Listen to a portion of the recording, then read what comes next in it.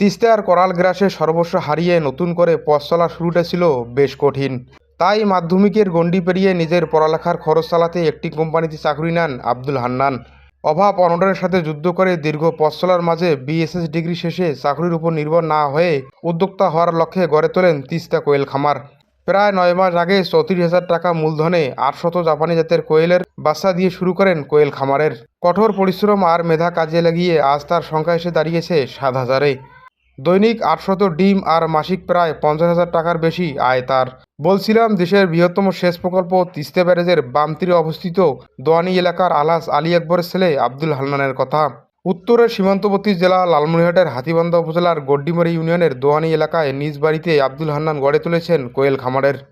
Teesta barrage এলাকায় আমার বাসায়, এই জন্য আমার তিস্তা কোয়েল খামার নামে আমার খামারটি নামকরণ করা হয়েছে। আমি 2009 সালে এসএসসি দিছি, 11 সালে ইন্টার, তারপরে ডিগ্রি কমপ্লিট করার পরে আমি একটা কোম্পানিতে জব করতাম। সেখানে 3 বছর ছিলাম। কারণ কোম্পানির জবগুলো হলো এমন একটি, মাস শেষে একটা প্যারা থাকে। কারণ এই প্যারা অনেক সময় বাড়ি থেকে টাকা নিয়ে কোম্পানিকে দিতে হয়। তারপরেই থেকে আমার একটা স্বপ্ন ছিল যে আমি আসলে নিজে কোনো কিছু করব। আমার আসলে নদী ভাঙ্গার, আমার এই বয়সে আমার 7 থেকে 8 বার নদী ভাঙছে আমার পড়াশোনার লাইফে। আমার অনেক কষ্ট করে আমি পড়াশোনা করছি। এসএসসি লাইফের পর থেকে আমি আসলে সংসার থেকে আমি ওইভাবে আর কি টাকা পয়সা পাই নাই, কারণ আমার জীবনটা খুব একটু ট্র্যাজেডি ভরা। যাই হোক, সংসারে অভাব অনটনের কারণে আমার ওইভাবে আর্থিক অবস্থা ভালো ছিল না। কারণ না থাকার কারণেই আমাকে চাকরি করতে হয়েছে। এসএসসির পর থেকে আমি একটা মেডিসিন কোম্পানিতে চাকরি করছি 3 বছর। তারপরে আমি সিটে এখন কাজ করছি। তারপরে আমার স্বপ্ন হলো যে আমি নিজে একটা কিছু করা। পাশাপাশি আমি পল্লী চিকিৎসক হিসেবে আমার একটা ছোট একটা দোকান আছে ডেন্টালের, সেটাও আমার দেখাশোনা করতে হয়। তারপরে আমি আর্থিকভাবে আসলে কুলায় উঠতে যখন না পারার কারণে আমি চাইছিলাম যে আমি নিজে একটা উদ্যোক্তা হওয়ার স্বপ্ন আমার মধ্যে। আমি প্রথমে আমি কোয়েল পাখি নিয়ে আসি বগুড়া থেকে, 850 পাখি নিয়ে আসি।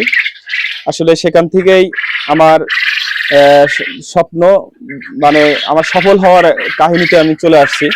কারণ আজকে আমার 850 পাখির থেকে প্রায় মোটামুটি এখন মিনিমাম 6-7 হাজার পাখি হবে। প্রথমে আমি 34,000 টাকার পাখি দিয়ে শুরু করছি আর কি আমার বিজনেসটা। যখন আমি প্রথমে ডিমের জন্য নিয়ে আসলাম, তখন প্রায় 37 দিন থেকে যখন ডিম দেওয়া শুরু করলো আমার এই জাপানি জাতের কোয়েলটা, তখন আমি ডিম থেকে দেখি যে মোটামুটি আমার প্রায় 15 থেকে 20,000 টাকা থাকে। মানে 850 পাখির থেকে 15-20,000 টাকা থাকে।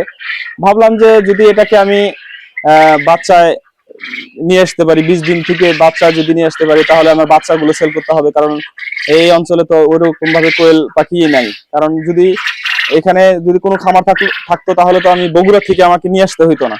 এই জন্য আমি প্রথমে ইনকিউবেটর মেশিন নিয়ে আসি। ইনকিউবেটর মেশিন থেকে আমি বাচ্চা আস্তে আস্তে সেল করতে শুরু করি। সেখান থেকে আমার প্রফিট আসে, এদিকে আমার ডিম থেকে প্রফিট আসে। আমার এখন 800+ ডিম আসে।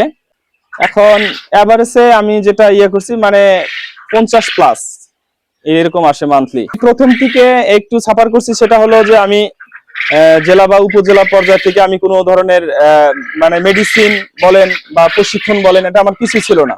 কারণ আমার একটা পূর্বের অভিজ্ঞতা ছিল, সেটা পল্লী চিকিৎসকের একটা যে অভিজ্ঞতা ছিল, সেই আলোকে আমি ট্রিটমেন্ট গুলো করছি। আমার খামারে অন্য কোনো ডক্টর ছিল না। একসময় আমি মানে আর্থিক অনটনে ছিলাম প্রথম যখন আমি শুরু করলাম। কারণ প্রায় আপনার এক বস্তা খাবারের দাম 3300 টাকা আমাকে প্রতিদিন আনতে হয়। আমি আর্থিকভাবে যদি আর একটু মানে সহযোগিতা পাইতাম সরকারি ভাবে, তাহলে আমি হয়তো আরো একটু বড় করে হয়তো দেশের যে পুষ্টির যে চাহিদা ডিম এবং মাংসের জন্য, কারণ আমার এখান থেকে প্রচুর পরিমাণে পুরুষ পাখি আমি বিক্রি করে থাকি, পাশাপাশি ডিম বিক্রি করে থাকি। যদি আমি আর্থিকভাবে সরকারিভাবে কোনো অনুদান বা ভালো কিছু পেতাম, হয়তো আরো খামারটা আমার বড় সড়ো করে আরো একটু মানে আমি দেশের জন্য হয়তো এই ক্ষুদ্র অঞ্চল থেকে আমি একটু কাজ আগায় নিতে পারতাম। এখন আমি চাবো যে আমাকে যদি সরকারিভাবে কোনো ধরনের একটু সহযোগিতা করে, তাহলে আমি আমার খামারটিকে আরো সুন্দর করে হয়তো দেশের মানুষের কল্যাণে আমি কাজ আগায় নিতে পারবো। চাকুরির পিছনে না ছুটে সফল উদ্যোক্তা হওয়া আব্দুল হান্নান এখন তিস্তা পাড়ের অনেক বেকার যুবকের অনুপ্রেরণা। সিদরাতুল মুত্তাকিন, তিস্তা টিভি, লালমনিরহাট।